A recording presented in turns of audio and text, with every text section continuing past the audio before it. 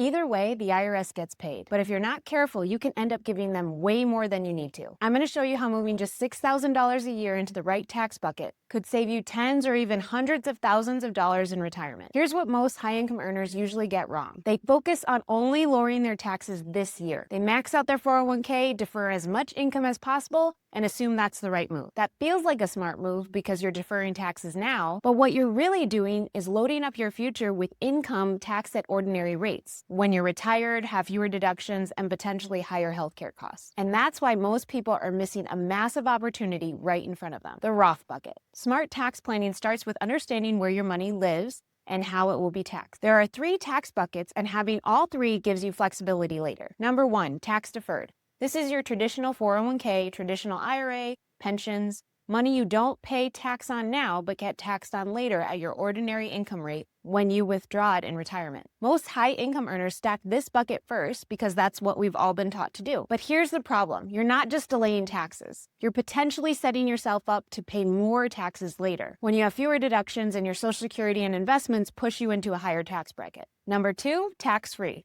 This is your Roth IRA, 401k, HSA, dollars that grow tax-free and come out tax-free.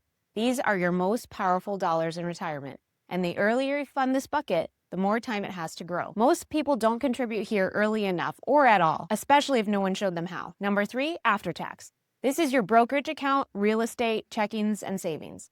It's already been taxed, but you'll owe capital gains or interest later depending on how you invest. Having a balance across all 3 buckets gives you flexibility and control when your tax rate or income changes. And Roth dollars are what most people are missing. So what's your current mix of tax-deferred and tax-free savings? Have you looked recently? Let me know in the comments below. So let's look at how this plays out over time with one couple and 2 different saving strategies.